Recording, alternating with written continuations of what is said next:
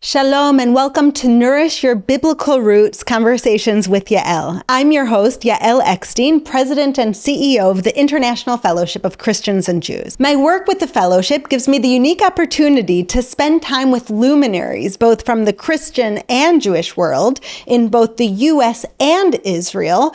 And on my podcast, I want to share some of those brilliant thought leaders with you. Today's guest has spent most of his life as a Jewish leader in the U.S., and then in 2016, he was appointed as U.S. ambassador to Israel under President Trump. Before that, he served in the position of having a very successful legal career. He saw huge accomplishments as the U.S. ambassador to Israel between 2016 and 2020. We are all familiar with the historic Abraham Accords.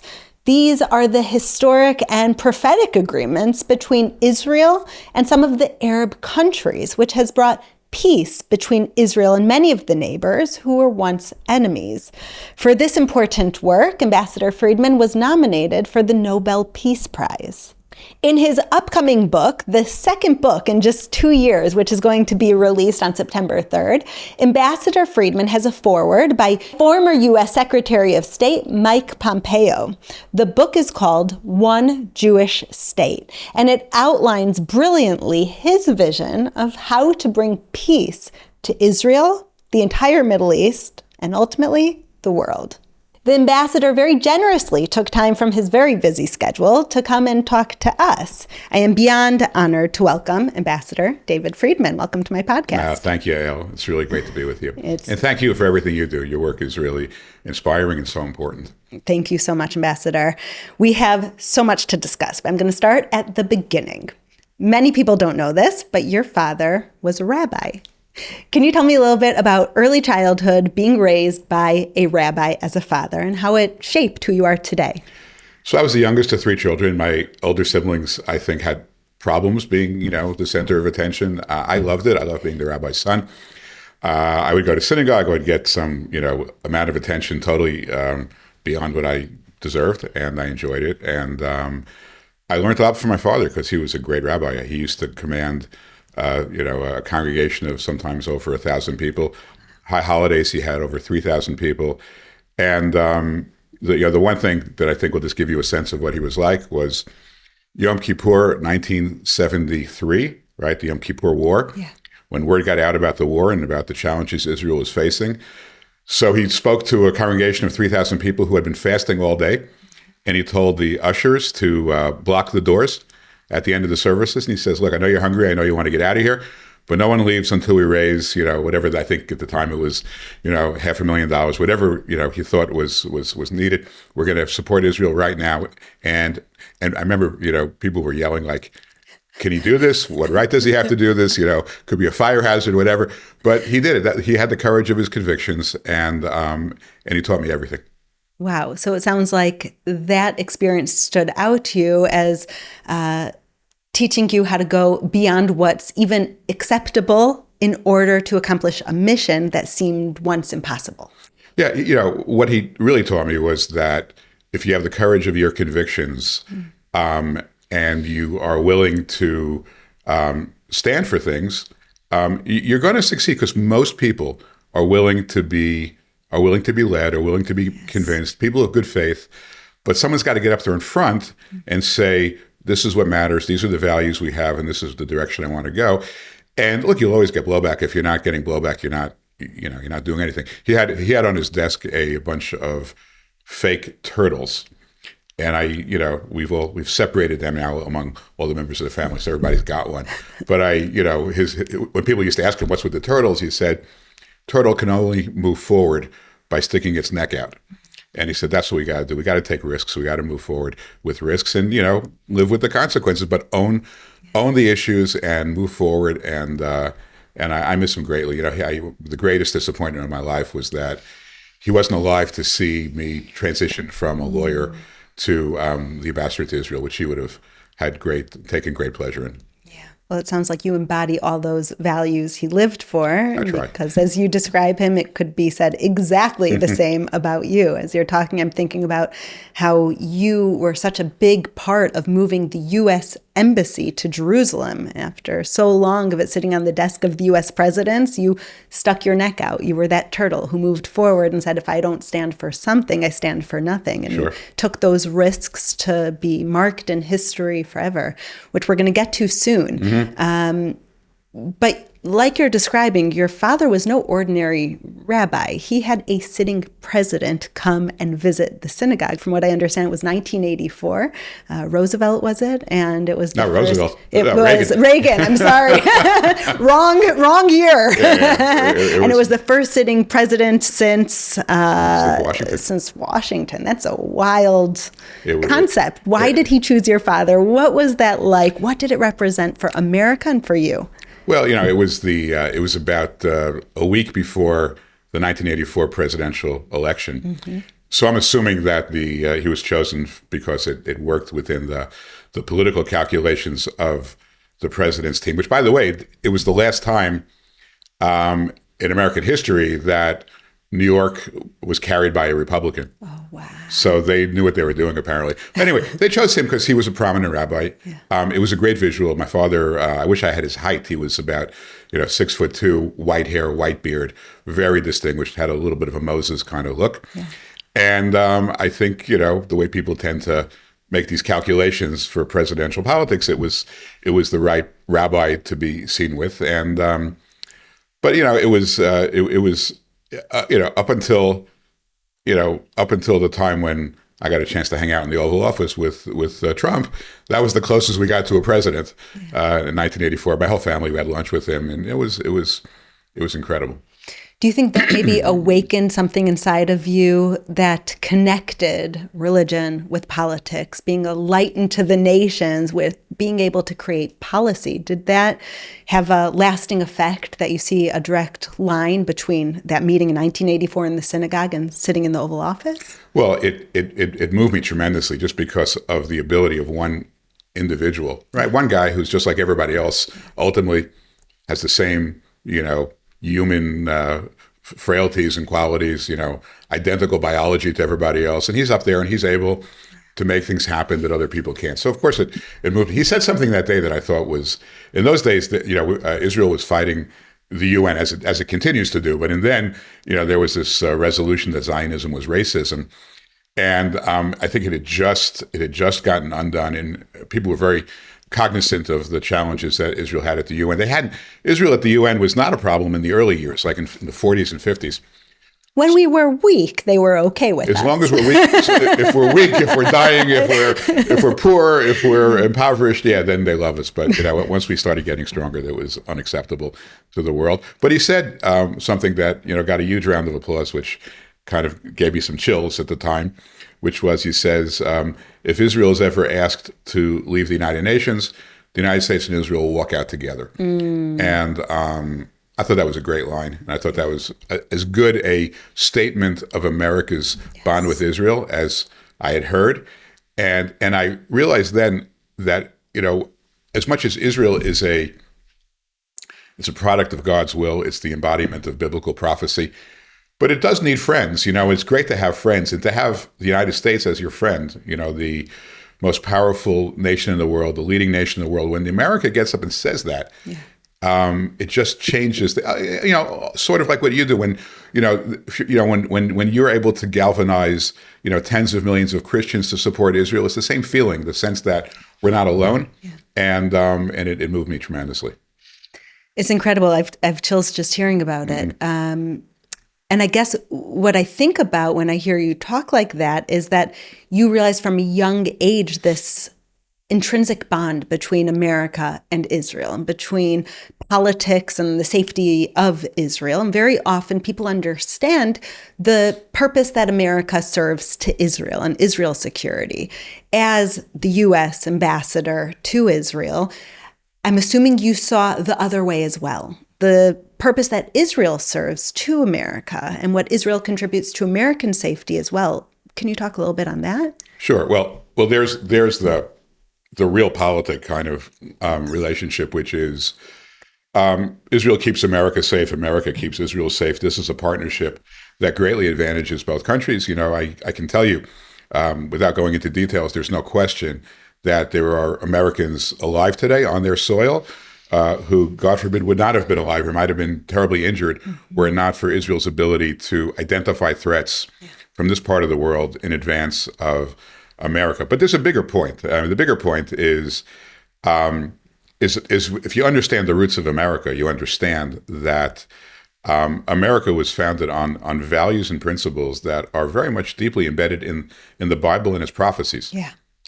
So when America was created, I mean, first of all, these were all biblical scholars who wrote our founding documents. Even before that, I remember, the John Winthrop, who was the great Pilgrim leader, when he had his ship about to enter, Boston Harbor, he prayed for the help that the God of Israel should help those pilgrims. So this was a sense, they thought at that point there was a sense that God had abandoned the original Jewish people, the Jews of Israel, and they were creating the new Jerusalem, and that was their view. It was deeply rooted in ideas of biblical prophecy, and where it really kind of came out is in the Declaration of Independence, which is the great founding document of America. What was special about it, right? It said that our rights, our human rights, life, liberty, and the pursuit of happiness, they don't come from the sovereign, they don't come from the president, they're endowed by our Creator, right? And that was a bombshell of national self-governments, because if they're endowed by your Creator, they can't be taken away except by the Creator, right? And what were those rights, life, liberty, and the pursuit of happiness? I can take you, and you won't need any help finding them, but you can go through the Bible and see those are the biblical values that God said. God said you should choose life. God said you should be happy. The idea of liberty, the Liberty Bell, right, which was 50 years in Philadelphia before the Declaration of Independence, right? It says, proclaim liberty throughout the land. That's from the book of Leviticus. So all of this came, from the Bible. And so, what Israel, and then what happened, of course, was then in 1948, and then even more so in 1967, the Christian world began to realize that, no, God actually didn't abandon the Jewish people. The prophecies are actually going to come true. Ezekiel, Jeremiah, Isaiah, even Moses, all those prophecies are now coming true in the land of Israel. And so that does as much for America as all the intelligence sharing and the technology. Obviously, Israel does all kinds of things that make Americans, more technologically advanced, more secure. But spiritually, I think that's where the real contribution is from Israel to America. It makes people feel like they have meaning in their lives. And when people support Israel in America, they feel that they are helping to advance the actualization of biblical prophecy. And what's more important than that, right? So I think that's the real contribution that Israel makes. Incredible. Ambassador, what I hear you saying is that the America First philosophy must be connected to continuing to stand with Israel. Oh, for sure. Yeah, look, I mean, America First does not mean America alone, right? It's never been what it means.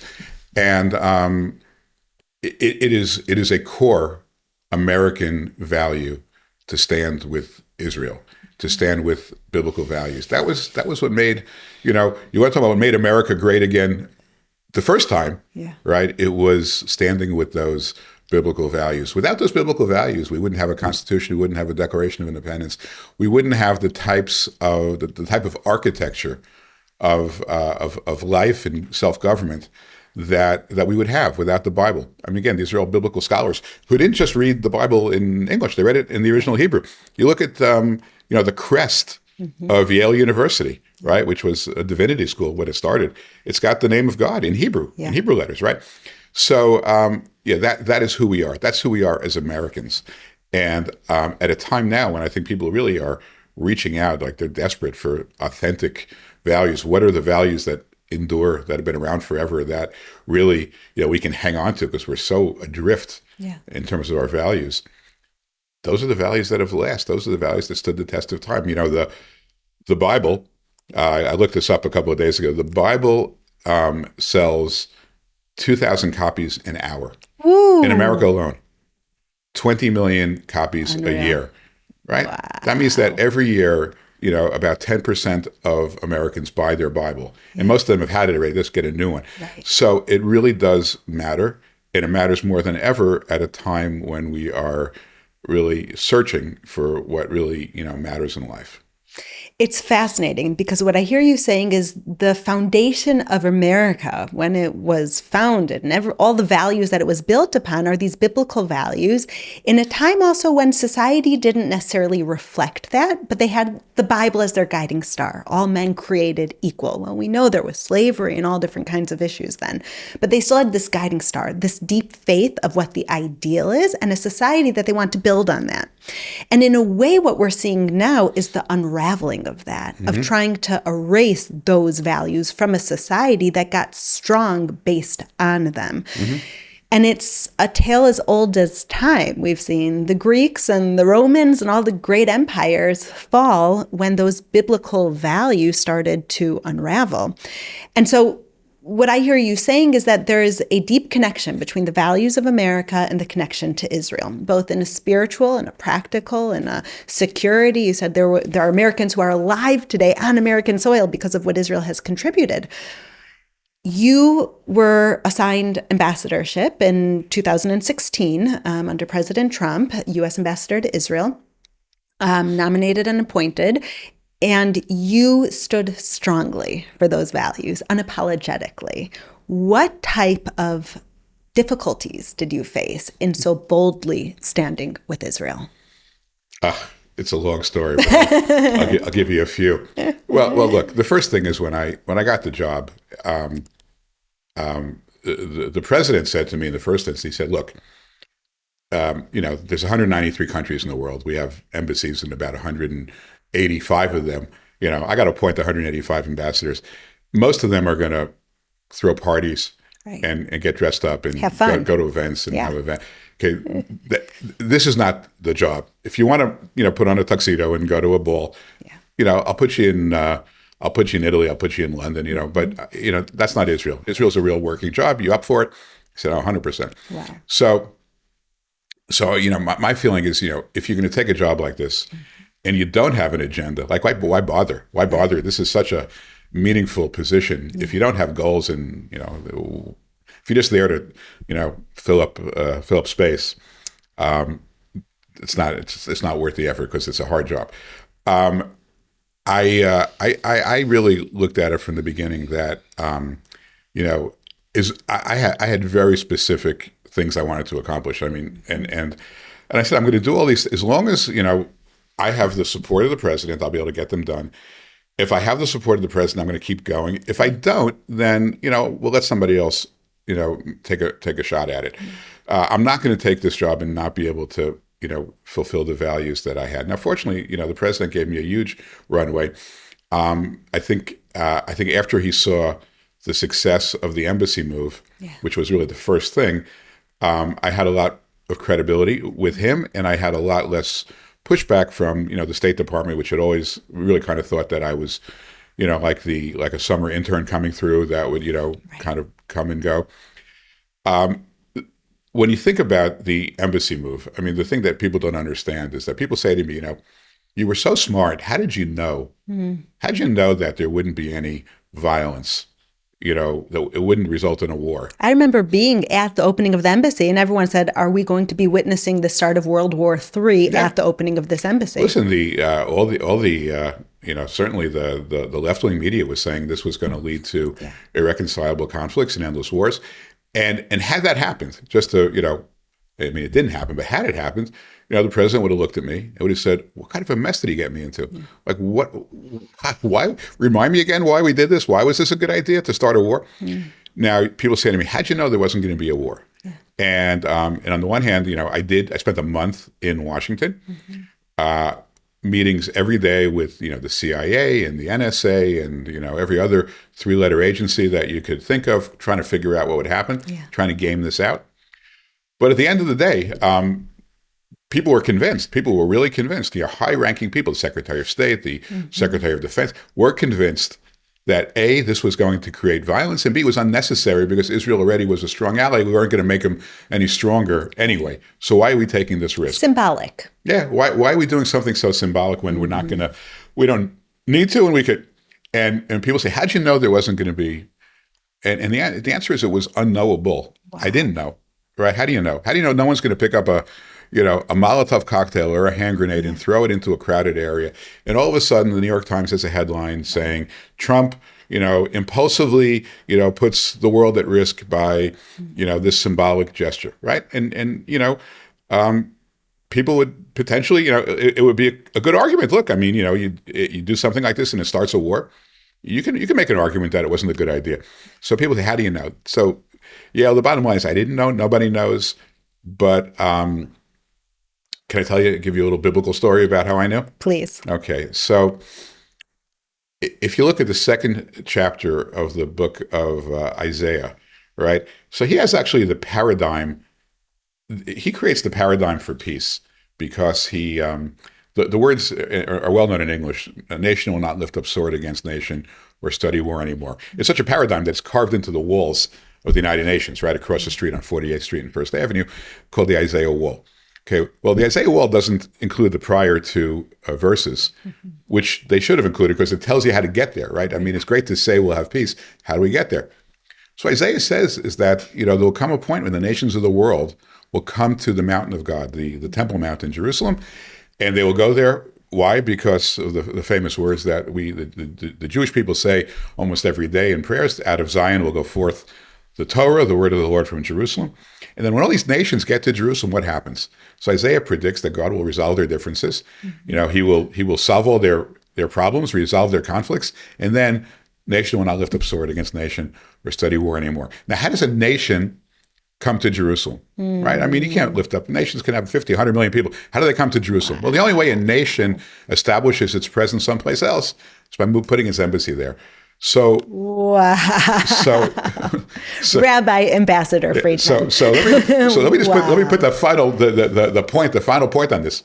In 2018, CNN, NBC, MSNBC, BBC, everybody was saying that moving the embassy to Jerusalem would result in endless, irreconcilable conflicts. 2,700 years ago, Isaiah said, "You move the embassy to Jerusalem, and we'll have peace. We'll start a process of peace." And who was right? Right? Wow. Isaiah was right because we know he was right because afterwards we then led to the Abraham Accords, right? It didn't lead to war. It led to the Abraham Accords, which were deals between Israel and 4 Arab nations without Israel giving up 1 inch of sovereignty over its biblical homeland. So, Isaiah may have, offered these words a long time ago, but these words have enduring value and they were proven right. Okay, I'm speechless for so many reasons. Yeah. I'm speechless because to have someone with such strong faith in a position of power is always a risk. Mm-hmm. And what I hear in your words is that if you walk with humbleness like Moses and the faith in our prophets like Isaiah and the belief in God, how many of us try to discern the biblical words to fit what we want to see, what's easy for us to digest, rather than looking at the biblical words and saying, everything else might be saying something else, but I believe in these ancient scriptures. And I imagine you sitting there at the CIA and all the different 3-letter departments that are telling you about, the pending apocalypse because of your decision, that your name is on the line, your position is on the line, your prestige is on the line, your respect from the President of the United States is on the line. And instead of going with the knowledge and brilliance and suggestions of the highest level people in the United States of America, you turn to the words of Isaiah, and then they came to fruition. Mm-hmm. And it's such a powerful concept, especially now for what both Israel and America is facing, that when you believe, God comes to bless it. when you try to hide from God and God says, where are you? And you answer, am I my brother's keeper? Then God goes and with what you are bringing on yourself. And when you stand up to say, I believe this is the right thing, I will take the personal risks in order to bring the right thing to fruition, you end up like Moses. And Ambassador Friedman, you were nominated in 2020 as a Nobel Peace Prize nominee, which if I was the judge would have given to you in a second. I have no doubt. This was for everything that you accomplished in the Abraham Accords that you just described. Can you tell us what it was like to be standing on the forefront of history? You have grandkids who live in Israel, you have grandkids in America, of being put in the position to be able to make the impossible a reality. So, people have asked me that before, and it kind of reveals a personality trait of mine that, is probably not. It's probably, something I should work on more, but I never take a victory lap, ever. I don't have it in me. I was in my office in Herzliya with friends and family watching President Trump make the announcement from Washington that he was going to recognize Jerusalem as the capital of Israel. I was sitting at a computer typing until the last minute. I was working with the staff there to edit his final words.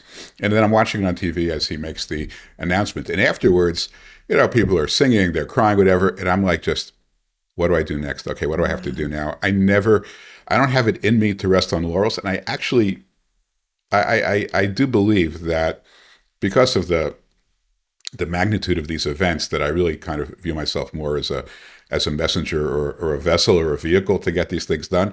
And so I just keep plugging away. And I don't have that capacity to really say, oh my God, look at me, my name is carved into the walls of the embassy, which it is. Yeah. Okay. I mean, I got a street named after me in my hometown in Woodmere, New York. And it doesn't really, it's cool. My kids like it. And I'm very happy that when I hope it's not soon, but when I leave this earth, my family will have a legacy that they'll be proud of. But short of that, there's still more things to do. We have just a lot more to do, and Israel right now especially needs our help. They're going through a national trauma that I'm sure we'll talk about it, but there's just more to do, and you just can't if you're serious about really helping. If you're really serious about your values and about trying to achieve them, there's no time to rest on laurels. You just got to keep moving ahead, because otherwise you could lose yourself in your own ego. Yes, wise words. On September 3rd, you have a new book coming out, One Jewish State. I want to hear more about this because I know that it's a book with all of your ideas for how we can pave peace for the Middle East, for America, something that will be good to bridge the Arab world, the entire world, and America. Was this written in response to October 7th? How did you decide that you need to write this book with a very provocative title, which we'll get to, One Jewish State? Well, I decided to write it after October 7th, but not because of what happened on October 7th, but what happened in the aftermath of October 7th, where, after this, unspeakable assault on the Jewish people, the worst since the Holocaust, that was then supported in numerous polls by like more than 80% of Palestinians living in Judea and Samaria. My government, or the American government, decided that the best solution for this would be a two-state solution. It would be to take the land that God gave to the Jewish people, some of the most holy, biblically significant land on the planet, and to give that to people who support what happened on October 7th, and people who want nothing more than to destroy the Jewish legacy within the land of Israel. So I said, all right, I can yell and scream that I don't support a two-state solution. But then if you don't have a then what? Right. The conversation just you just create a vacuum. And vacuums in this part of the world did not get filled well. Yeah. When Israel left Lebanon, it got filled by Hezbollah. When Israel left Gaza, it got filled by Hamas. When Israel left the Sinai, ISIS started moving in. Whenever Israel creates a vacuum, pulls back, bad things happen. So the question is, what's the then what? And part of the point I make is, look, it's sort of my frustration saying to the world, there's more than 40 Muslim states, right? 40 Muslim states where in most of those states, if you're not a Muslim, you really are not going to lead a very comfortable life. There are a few that are more advanced, like the Emirates and Saudis, where you have expats that live there that, do okay. But 40 of them, they're Muslim states. That's the official religion is being Muslim. If you're not a Muslim, you really have no business being there. Yeah. There's, I don't know, a good number of Christian states, a good number of Hindu states, Buddhist states. Mm-hmm. And we have the Church of England. I mean, the country that, America came from has a national church. Why can't there just be one Jewish state? Just one. Mm-hmm. There's never going to be two. I promise you, we'll never ask for a second one. We just want that one Jewish state on the land, which no people has a more compelling historic claim to any piece of land anywhere in the world than the Jewish people to the land of Israel. We just want that one place. It's the size of New Jersey. Like, what is the world so obsessed with just having this one Jewish state? And that's sort of the motivation. Now, that's not an argument. Yeah. That's a frustration. Mm-hmm. But that's the frustration that got me writing the book. And then I make the argument, and I think this is what's unique about this book. It's not right-wing. It's not left-wing. We have sort of a motto: not right, not left, just smart. Mm-hmm. You could be a person of deep faith, and that's your North Star. Yeah. And you can say, well, we like this because the Jewish people will retain every inch of their biblical homeland. You could be an atheist and say, look, I just care about, the economy and national security. And this works because this will result in Israel, which is the only democracy in the Middle East and the only successfully run nation in the region, having, control over a minority population, which it's proven the ability, to empower, like, inside the Green Line, the Arab population. And I go through a whole, section there about how, 20%, the Arabs are about 20% of the Israeli population. More than 20% of all the leading universities in Israel have Arab students. I mean, more than 20% of the students are Arabs. So Arabs have, they live in Israel. They don't want to go anywhere else. Yeah. You go to, we're not far now from Baqa al-Gharbia or Faham, right? These are entirely Arab cities. Right. You go to them and say, look, guys, if you want, you want to live, you want to be part of Area A or Area B, we'll redraw the line. 90% would say, over my dead body, we're Israelis, we're not leaving. So Israel, and it doesn't get enough credit for it, right? Mm-hmm. How it treats its minority population. Right. So if you just care about, the economy, you care about security, it makes sense for Israel to have sovereignty over Judea and Samaria. If you just care about the Jews, it's great for the Jews. You just care about the Palestinians. If that's all you care about, I want the Palestinians to lead better lives, it's great for them as well. So the whole point of the book is that no matter how you slice it, and what Mike Pompeo says in the foreword, which I think is, very prescient, he says, why should any of us be surprised that fulfilling God's will is actually the path that brings the most good to the most people? Incredible. And that's what this book is about. It's a long book. I mean, it's not that long. It's 240 pages, but so we tackle it from arguments about faith, arguments about the economy, about security, about the Arab world. Have a section about how important the evangelical Christian support is for this. But it ultimately, what it does is you have all these different vectors, and you go through them. But at the end of the day, they all lead to the same place. Yeah. And what I think is interesting about the time in which we're living is before October 7th. There was the world of faith. There was the world of national security. There was the world of, economics. There was the world of geopolitics, right? You have all these different worlds. And people within who really, cared about their particular vector, they had their own views. And these views tended to be, not reconcilable. Now, post-October 7th, the world of faith, the world of economics, national security, it's all heading in the same direction. And it's all heading in this direction. And that's what this book is trying to advance. Sounds incredible. And you can tell that you're not a career politician because you actually come up with suggested solutions. Yeah, well, that's the that was the great definition of Einstein's definition of insanity, right? Doing the same thing over and over again and expecting a different result. You cannot possibly expect now a different result with a two-state solution. I mean, you don't want to get me started on this, but it will not work. It never has worked, and it will not work now. So, Ambassador Friedman, what would you say is the main obstacle for peace right now between Israel and the neighbors? Would you say it's America taking the wrong side and emboldening our enemies? Would you say it's our enemies that are just unwilling to submit and recognize that the Abraham Accords are best for them, and it also helps Israel? So I can tell you something that this will come as a surprise to you, but this is my answer. The biggest obstacle to Israel achieving its destiny is Israel. Yeah. Okay, it's not that I don't mean to be critical of any particular Israeli, but the nation of Israel has punted on this extremely important issue for 55 years. Now you got people say, look, Shiloh or Bethlehem or Bethel, they're a part of Israel forever. Okay, I agree, but then put your money where your mouth is. Act that way, right?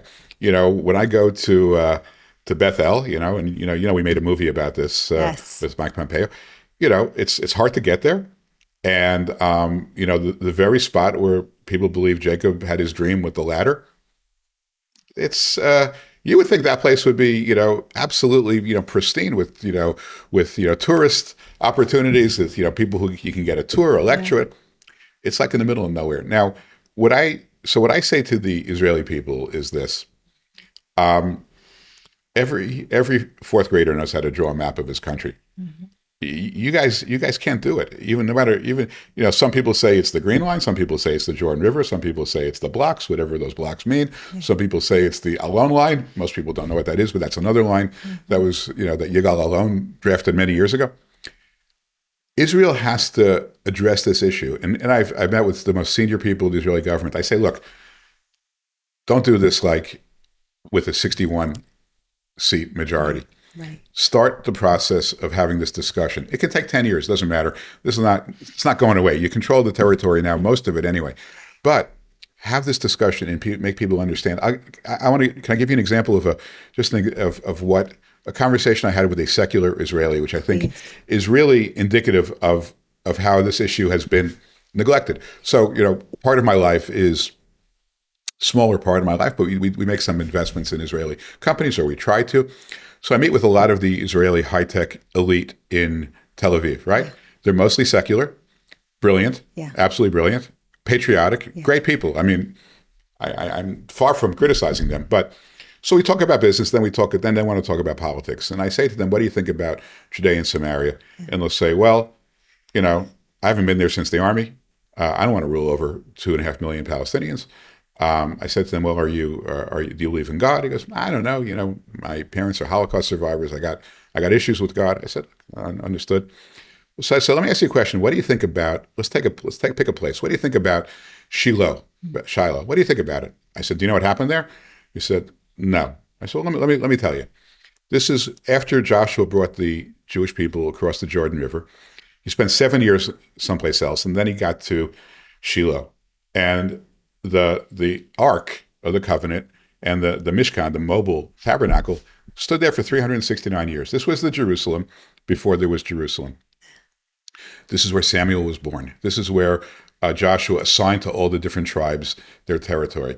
This is where Hannah taught the world how to pray. He says, what do you mean taught the world how to pray? So, well, she was desperate for a child. She went into the tabernacle there and she started whispering and singing to God. And the priest had never seen her before, thought she was drunk. That's how unusual this was. But she came up with this beautiful lyrical, liturgical song. And it was really the first prayer. And I said to him, look, what do you want to do? I'm an American, I'm not an Israeli.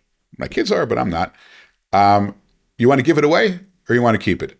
I said, if you want to give it away, to the Palestinians, understand you'll never see it again. Right. No matter what you write on a piece of paper, their goal is to destroy the connection of the Jewish people to the land of Israel. You'll never see it again. It'll be destroyed as a place to visit. So I said, so what do you want to do? And it's a completely secular guy, right? I don't think he's been to synagogue in 10 years. Yeah. He says, we have to keep it. I said, why? I said, you don't even think there's a God, and who wrote the Bible? He goes, I don't care. It doesn't matter to me. This is who we are as a people. I don't care who wrote the Bible. I don't care if the Bible was written by some smart guy, but it's been around for 3,000 years. Yeah. It's our DNA. It's what's caused us to survive up until this point. And to give away a place that biblically significant, which proves the authenticity of the Bible and the stories of the Bible and the lessons of the Bible, we cannot give it away no matter. I'm completely secular. I will not allow it to be given away. I said, but you didn't know anything about it until we talked. He said, I know. That's the problem. This is the problem. Yeah. This is the core of the problem. I believe that an overwhelming majority of Israelis, if you can take them out of their hard shells, and you can just sort of, in a non-pressure environment, keep the politics out of it for the next couple of years. I mean, we don't have to deal with the politics. Just start educating the Israeli people about the importance of the biblical story and what it means to the Jewish people, to anchor us to those values and stories and lessons.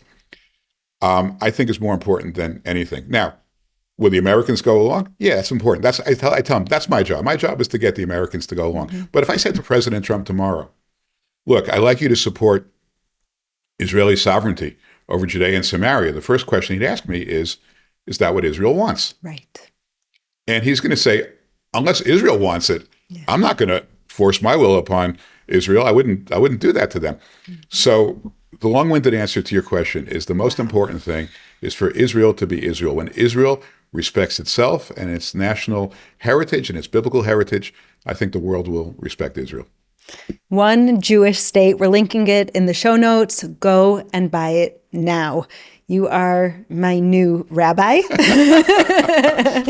You are an inspiration to everyone who knows you, everyone who's followed you, everyone who's heard you. I am so happy that my listeners get, once again, because I know they've been watching you throughout your career, to hear behind the scenes just how truly brilliant, faithful, convicted in what you believe, and passionate about your mission ahead. Can you end this podcast with a vision for the future, a hope for the future? Well, look, my hope is that all of us, wherever we're living, get back to basics. I think we've lost our way. Certainly in America, I think as a nation, we've lost our way. And there are answers out there for us to see. I mean, I believe the answers are in the Bible. They are incredibly, they're the works of incredibly brilliant people, divinely inspired in some cases. In the case of Moses and the first books of the Bible, really reflecting the Word of God.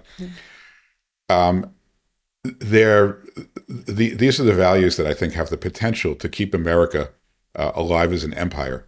People say we're on the downslope of the American empire. It's a scary thing when you think about it. Yeah. Scary for our children. When America doesn't lead the world, I worry about the world. Who's going to lead the world? China? I mean, that's not a world that I'm particularly optimistic about. But we got to be anchored to something enduring, something authentic, something that speaks to us and inspires us and leads us to lead a moral life. You mentioned earlier about the fact that when America was formed, it was very much imperfect, and there was, on the one hand we believed in the equality of man, on the other hand we had slavery. Well, who was fighting against slavery in the 19th century? It was the preachers, it was the pastors, it was the people of faith. They were the ones who led the fight against slavery. I mean, the social justice, all the social justice warriors, okay, that we're sort of looking at and saying, what are you guys fighting for?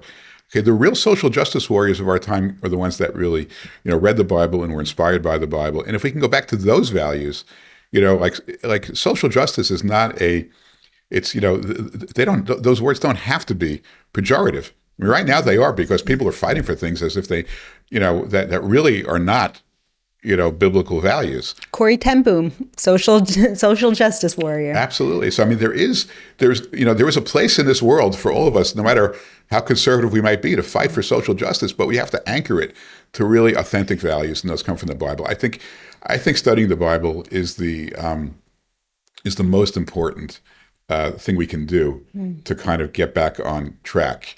And I think also, I would say that, whatever success I had, it's not because I'm a cocky person. It's not because I'm overconfident. It's because I was anchored to a set of beliefs that guided me, and I wasn't going to get knocked off of those beliefs because they were authentic and real and come from God. If you have that, you have a deep advantage. And it's not a people say, oh, we don't trust this leader because he's too religious. No. If you are deeply entrenched in biblical values, I'll take that guy any day to run my country. So that's but study the Bible, read the Bible. It could be in any language that you're comfortable with, but read it and understand it, and read the commentaries on it.